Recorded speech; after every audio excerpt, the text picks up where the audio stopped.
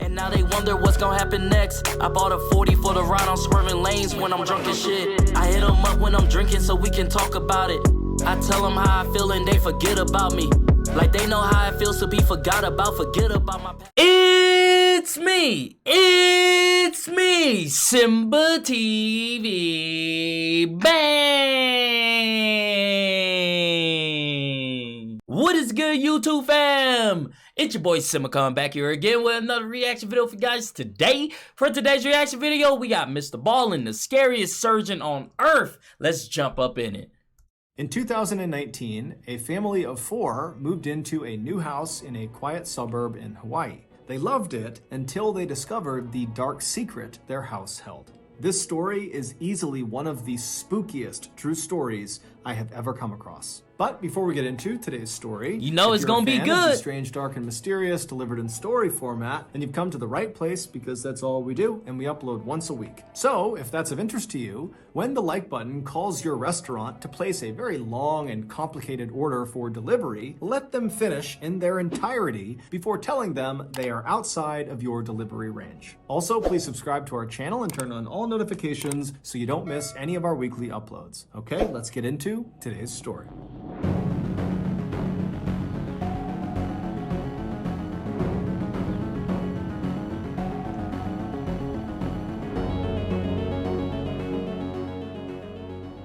In 2018, James and Brittany Campbell jetted off to the very famous Little Vegas Chapel, which is located just off the Las Vegas, Nevada Strip, and they got married by a man dressed up as Elvis Presley while the couple stood in front of a pink Cadillac. While their wedding was certainly not traditional by Western standards, it somehow seemed fitting for the newlyweds. After all, they were not a traditional couple. Brittany, who was 36 years old, was extremely energetic and outgoing and bubbly, and she even referred to herself as being a little crazy. As for James, who was 35 years old, he was reserved and quiet and kind of analytical and would rarely act on impulse. And on top of these two just being complete and total polar opposites, they had actually dated previously back in high school, and it had not worked out. They had broken up and gone their separate ways, not expecting to see each other again. But nearly 2 decades later, they randomly reconnected, and this time they had something major in common. James was a single father of 2 young boys, and he was desperately looking for a partner to not only share his life with, but someone who would come in and help him raise his kids. As for Brittany, she too was single, and she really wanted to be a mother. And so the timing of their reunion was perfect. A year after the wedding, James, who was serving in the US Navy, was given orders to spend a couple of years working out of a naval base in Hawaii. So the family of 4, along with their little cat named Mr. Franklin, packed up all of their things. Always gotta bring the cat, man. I love my kitties. And left the mainland of the United States, and they landed in Honolulu, which is the capital of Hawaii. The family would move into a modest 2-story home located just a couple of minutes drive away from the airport. The house was located at the end of a cul-de-sac in this very quiet and safe neighborhood that really didn't look like the type of neighborhood you would expect to see on a beautiful Hawaiian island. It really just kind of looked like typical American suburbs with all these cookie-cutter 2-story houses right up next to each other on either sides of the road, and out front everyone's got a white picket fence. But for the Campbells, who had never lived in Hawaii before and were used to living on mainland America, it was actually kind of nice to move into this neighborhood and have it look kind of familiar. And so before long, the Campbell family loved their new Hawaii house. That is, until they learned their house had a dark secret. It all started in June of 2019, so not long after the Campbells had moved to Hawaii.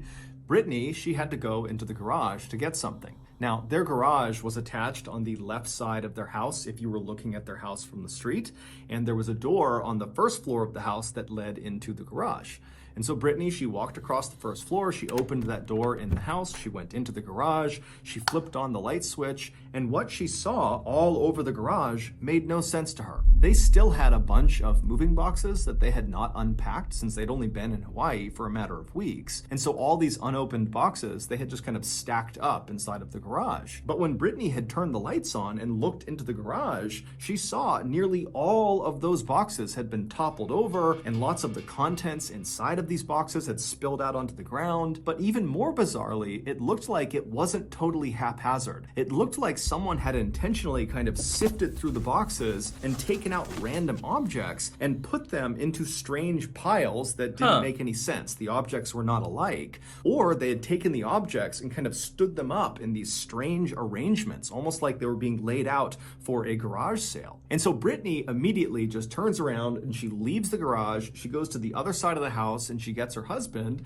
She brings James back and he looks inside. He's just as shocked as she is. And the two of them immediately just go into the garage and begin looking through all of the stuff to see if anything is missing. Now, it was pretty difficult to tell if something had been stolen, but they did have some valuable stuff that was in those boxes that had been pulled out and was lying on the ground, and that wasn't missing. And so that was a pretty good indication to James and Brittany that this wasn't a robbery. And so the only other thing they could think of would be that their two young sons must have come in here and been goofing around and pulled the boxes over, and so this is their doing. But when the parents confronted the two young sons, they said they didn't do it. Brittany believed them, but James didn't necessarily. He thought they could be lying about it, and if they were telling the truth, then, maybe one of their pets had gotten into the garage and caused all this chaos. Man, pets don't do that. They not gonna organize things, man. See, my first thought is somebody is living in this garage, and we gotta find out who and why, because everything checks out, the kids checks out, your wife checks out. Obviously, you didn't do it, so there's no other explanation. And if somebody was going to come in and just shack through your boxes, wouldn't you think they're gonna steal something? They're not gonna organize it. So I feel like somebody living in the garage. That's just me, though.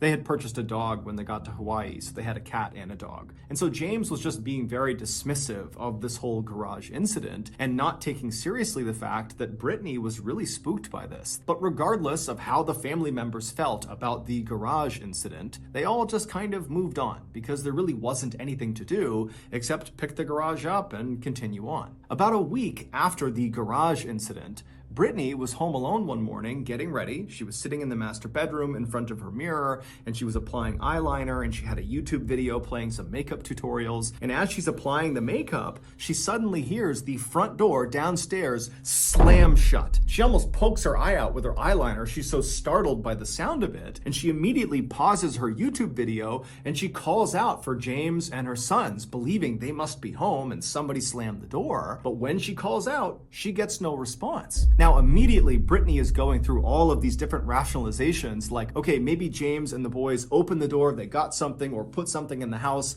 they slammed it and they left. And so that's why they didn't hear me call their name. But she couldn't help but feel like something was wrong. She's also thinking about the garage incident, which really never left her. She pretended like she had moved on, but really she hadn't. And so she stands up and she begins walking towards the open door that led out into the hallway.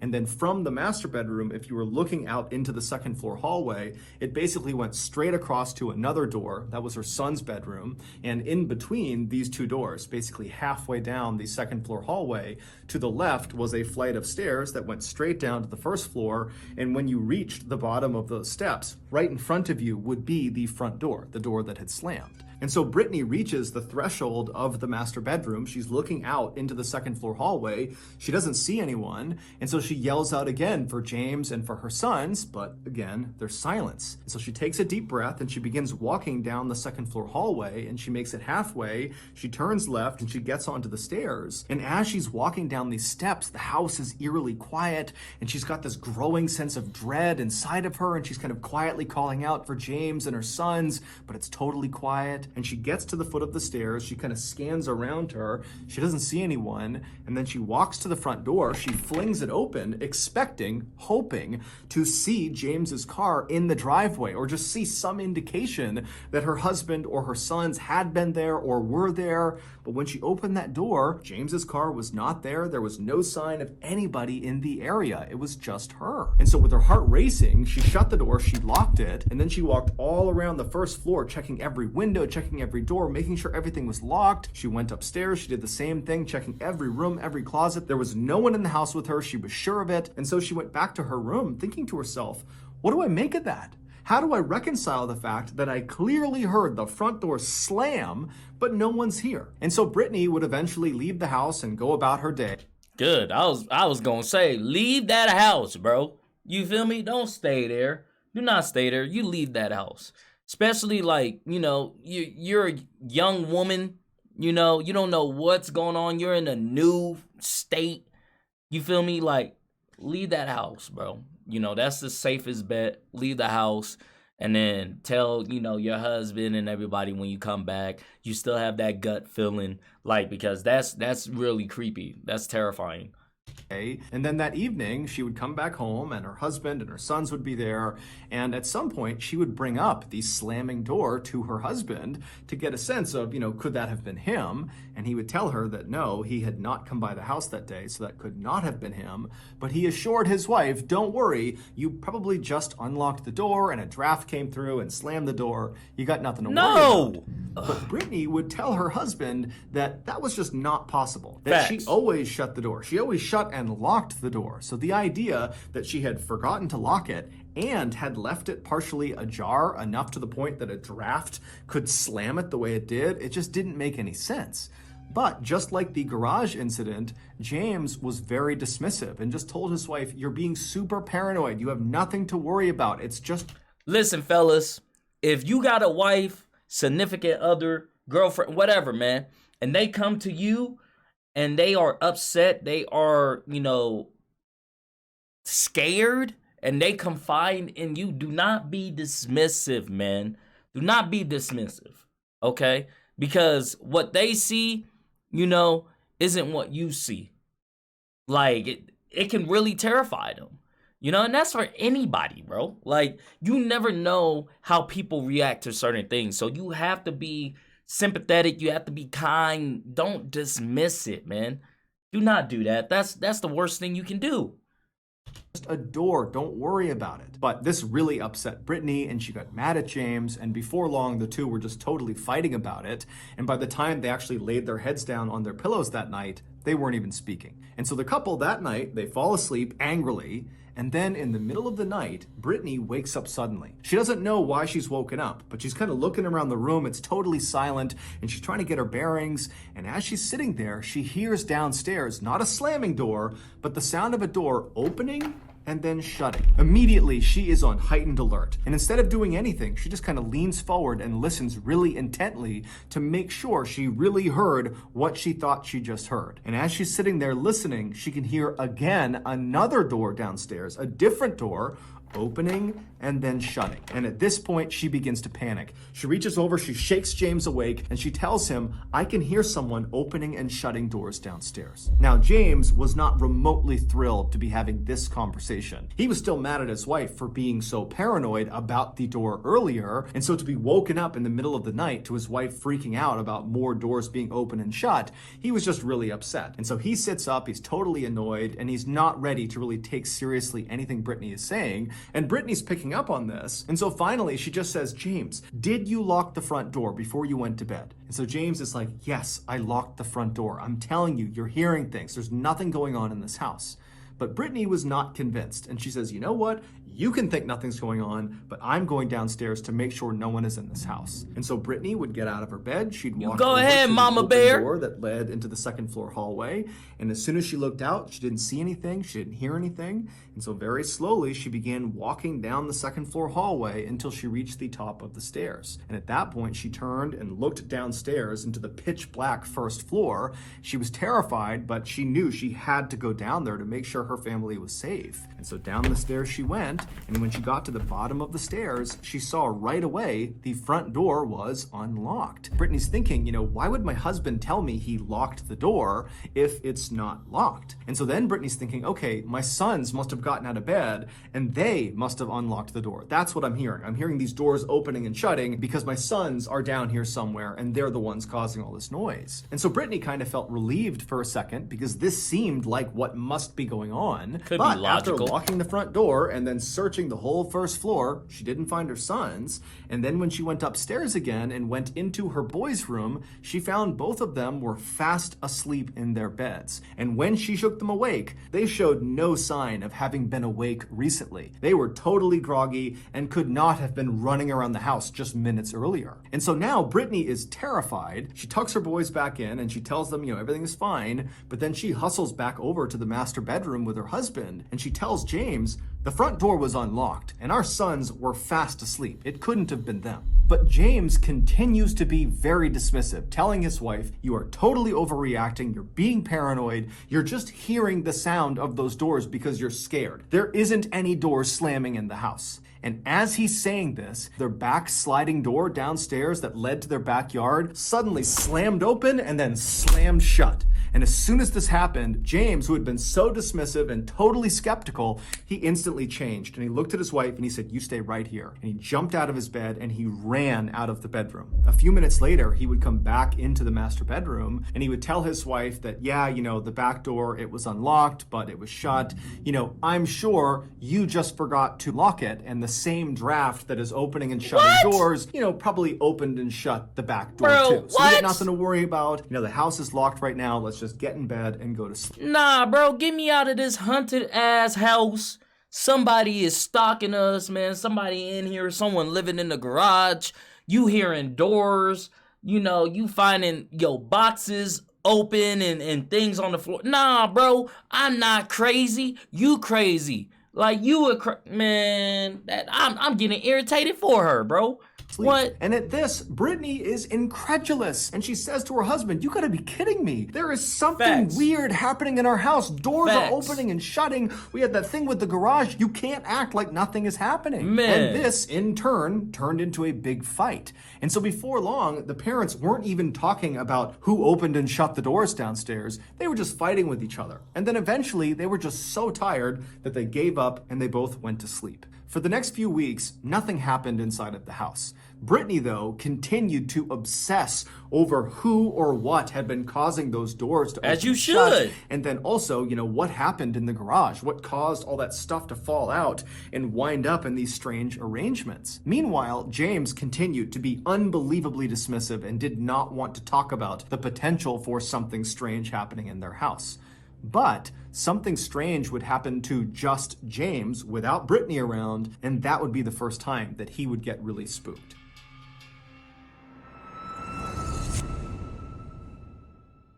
It was a couple of weeks after the nighttime door slamming incident, and James, he was alone at his house. It's the middle of the day, and he decided he would just play the piano. And so he moved to his piano in the living room, which is on the first floor. He sat down and he began playing. And then after a little while, he started to feel like he was being watched. And it got to the point where it was so uncomfortable, he had to stop playing and actually look around and make sure he really was alone. And when he did that, he noticed out the window to his right, which led into the side yard, that there was clearly a figure standing in the window outside looking in with its arms down. But there was a curtain over the window, and so all he could see was this shadow figure standing at the window. And so James is immediately startled, and as soon as he reacted to this figure, the figure suddenly starts moving towards the back of the house. And so James, he gets up and he rushes over to another window that looked into the backyard, and he looks outside, and there's no one there. And then he goes back to the window he originally saw the figure in. He opens it up. There's no one there. And so James would ultimately tell himself that, okay, that must have just been some nosy neighbor that heard the music. They came over and they noticed that maybe I saw them and they ran off before I could see them. And so that's what it was. But deep down, what he saw in the window really shook him up. Well, However, yeah. It would be the blanket incident that would finally push James to go from being dismissive and skeptical to admitting to his wife, we got a problem. It was not long after James spotted that dark figure outside of the window when he and his wife and his 2 kids decided they would head out to a movie theater to catch a movie. And so as they're getting ready to go, Brittany would say that she wanted to bring along a particular blanket that the whole family loved to use when they were sitting on the couch. She was going to bring that blanket with her to the movie theater to kind of cuddle up under for the movie. And so she would make her way into the living room and she would see the blanket was missing. It was not on the couch where it normally was. was. And so she would ask her husband and her sons if they had any idea where it was, and they would say, no, we haven't touched it. She would look all over the place, under the couch, in the living room. She went upstairs. She couldn't find it. And so finally, they just left without the blanket. But when they came back that evening, there on the couch, folded up neatly, was this blanket. Everybody knew that blanket had not been there when they left. So how did it get there? For the next few weeks, the parents did their best to put on a brave face and tell their kids that everything was okay. But the parents and the kids were all terrified to be in that house. I believe it, bruh. I believe it. And that's like one of my worst fears, bro. You know, I'm not a very fearful person, but that's like one of my worst fears is buying a home and not knowing what happened in that home or what's going on in that home. Because everything has a backstory, man. I don't know if this house is haunted. I don't know if someone, you know, has some, I don't know, bro. I don't know. Like, I don't know anything, and that freaks me out, man. And honestly, why didn't they get security cameras, you know, the first time? Like, I would have security camered that place up from the inside out, bro. We gonna find what's going on, okay? We gonna figure it out. You know, you better arm yourself, man. Get those things. You feel me? Get those things. And that's because, at night, the doors continued to open and shut. Their dog, periodically, would just start barking in the middle of the night for no apparent reason, and they would all get this awful sense that they were being watched all the time in their house. And so finally, by September of that year, the parents decided, we just have to get out of this house. We cannot be here. We need to take a break. And so they packed up their stuff and they flew to mainland America, where they stayed with some family for a week. On September 20th, they hopped back on a plane and they flew back to Honolulu.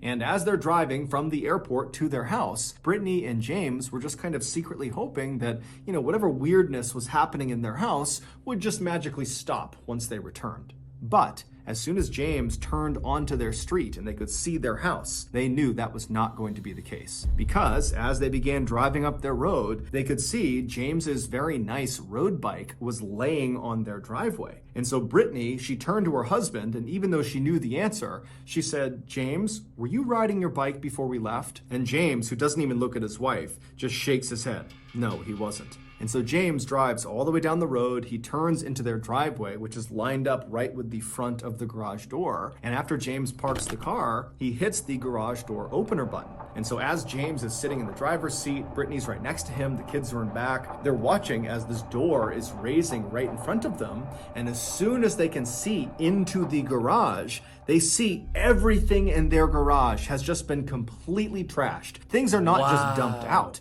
but things have been ripped apart and shredded as if a wild animal had been let loose inside of the garage. James immediately said to his wife, we've been robbed. And then he hopped out of the car and then turned and told his kids, you stay in the car, do not get out. And James, he went over to the side of the house and got a sledgehammer for protection and made his way to the front door. Meanwhile, Brittany would be on the phone with 911 to report that someone had broken into their house. A few minutes later, James was inside of his house and he saw the entirety of his house was just like the garage. It had been completely ripped to shreds. Wow. But amidst the chaos were those kind of strange piles of random objects, much like they had seen in that first garage incident where the things inside of the boxes had been stacked in kind of strange piles and arrangements. And so James is looking around his first floor and he's seeing stacks of coasters and books and electronics. But what really got James's attention was that on various surfaces, there were these medical vials of drugs or chemicals that were placed all over the place. And he knew that was not his family's. Someone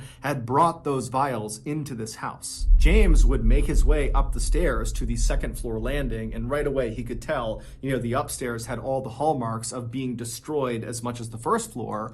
But when he went left and went into his boys' room, he saw that room was pristine. In fact, it had been cleaned. The boys' laundry was neatly folded on one side of the room, their beds were perfectly made with military precision, and all of their toys and different things that were normally all over the floor were neatly put away in the places they should go. And so James would turn around and leave his boys' room in absolute astonishment, and he would walk across the second floor hallway into the master bedroom. And what he would find in there would make an already terrible situation much, much worse. The master bedroom was destroyed like the majority of the house and garage, except the top of their bed was not covered in junk. Instead, on their bed was this towel that had been neatly laid out, almost like a tablecloth. And laying on this towel, neatly spaced apart, kind of perfectly arranged, were a bunch of knives. And then next to the knives, still on the towel, was a laptop that the Campbell family owned, but they didn't use it. It did work, but it just kind of sat in the master bedroom. And this laptop was sitting on this towel, and it was open, but the screen had turned off. And so by this point, Brittany had come upstairs. And so Brittany and James, they walk over in horror to this layout on their bed, and they click the keys on the keyboard of their laptop, and it illuminates the screen and shows whatever was being worked on last. And it's this long, long Word document that neither of them made. They scrolled to the top of this document, and the document was titled The Omnivore Trials, and then below that it said, A Rehabilitation for Rat-like People. And then below that, the entire document was kind of like a diary. It was a whole bunch of observations about so-called specimens, and these specimens were very clearly the Campbell family. And these observations made about the Campbell family were very intimate. In fact, the only way to garner these observations were if you were watching the Campbell family right up close, almost on an hourly basis for days, weeks, months at a time. These observations ranged from what time the Campbell family liked to watch TV to what James and Brittany talked about behind closed doors in their bedroom, including their struggle to have a child, something they were not talking about to their family. But in this document, the author of the Omnivore Trials would talk about how the creature, which was referencing Brittany, needed to stop trying to have another baby and instead focus on the children she already had. Toward the end of this really lengthy document, the author of the Omnivore Trials came to a shocking conclusion that in order to rehabilitate these rat-like people, the Campbells, the author would have to perform several surgeries on the specimens. These surgeries were hand amputations and gender reassignment surgeries. And then after this conclusion, there was another note that detailed all the different surgeon tools the author would need to perform these surgeries, as well as a list of drugs and chemicals they would need in order to sedate these specimens before they performed these surgeries. And so after James and Brittany see this, they realize that those knives laying out on the towel were for them. Those were the knives that were going to be used for the surgeries. And all those weird vials, those medical vials they saw all downstairs, those were likely the drugs that would be used to sedate them so they could go under the knife. 15 minutes before James and Brittany went into their house and discovered the knives, and the medical vials, and the laptop, James grabbed that sledgehammer and walked to the front door while his wife called 911. And so James, he gets to the front door, he puts his key into the lock, he unlocks it, and with the sledgehammer in one hand, he attempts to push the door open. But despite the door being unlocked, he can't open it. There's resistance behind the door. And so James kind of gets down and he presses as hard as he can into the door with his shoulder until finally it opens up just a crack and James can see into the house. And so James, as he's pressing the door barely open, he's staring into this crack, trying to make out what's going on inside of his house. And then suddenly a set of eyes meet his from behind the door. And before James can do anything, this man that is standing inside of his house says to James, "This is not your house," and then proceeds to push the door shut on James. James, in an adrenaline-fueled fury, smashed the door open, grabbed this guy, and yanked him out of the house and threw him onto the front yard. And then James, with his sledgehammer, would stand in front of this guy between him and his kids and his wife, and he would say, "If you go anywhere, I'm going to have to attack you with this." But the intruder, this guy, whose name was Ezekiel Zayas, he was a 23-year-old young man, he would just stand on the Campbell's property, staring directly at James, unblinking. And then a couple of minutes later, the police would show up and Ezekiel would not put up any fight. He would be arrested and he would be taken away. It was after he was gone that James and his wife would actually go into their house and they would see the state it was in, and they would go upstairs and they would discover the knives and the laptop. It would turn out months earlier, Ezekiel had apparently found a way to sneak in and out of the Campbell's property. And so around the time they had moved in, Ezekiel was living there as well. He was mostly living in the crawl space above the second floor bathroom. And then whenever he was able to, Ezekiel would climb down out of this crawl space and he would go and observe the Campbells. And this was not just at night. Based on some of the observations inside of Ezekiel's omnivore trials document, clearly he was watching the family in the middle of the day too. Also, based on these observations in this document, it was pretty clear that Ezekiel was getting ready to actually carry out these surgeries on the Campbell family, meaning the Campbells' decision to go on vacation when they did could very well have saved their lives. And if there was any question as to whether Ezekiel could have actually carried out that level of physical harm on another human being by carrying out those surgeries, well, after he was arrested for what he did to the Campbells, while he was in jail, he beat his cellmate to death. Allegedly, although a guard literally walked in and saw Ezekiel punching and kicking and beating this guy, and then he died. But technically the trial is not over, so it's allegedly. Ezekiel is currently in a state hospital, and they are trying to determine if he is fit to stand trial for what he did to the Campbells and for what he did to his cellmate. Even though it might be self-explanatory at this point in the video, it's worth pointing out that we have no idea what Ezekiel's motives were for why he did the things he did to the Campbell family, or what he was looking to achieve with the so-called omnivore trials. We also don't know why he allegedly killed his cellmate. As for the Campbells, this whole experience was so traumatic that they did not stay at their Hawaii house. They moved, and as of today, their whereabouts are unknown. Good for them, man. That is crazy. So that's gonna do it. If you got something, yeah, I would have got out of there too. Like, I'm out. Like, you want me to stay here, bro? Like, I'm not staying there, bro. Nah, that's, man. Do those checks, man. Do those walkthroughs before y'all, you know, start living in a place, man. You know, try to find every nook and cranny, man, and, you know, always stay protected. Keep that thing on you. You feel me? Keep that thing on you, man. If you guys like this video, go ahead and hit that thumbs up button for me. Thank you guys for commenting, sharing, and subscribing, and I'll see you guys next time. Peace.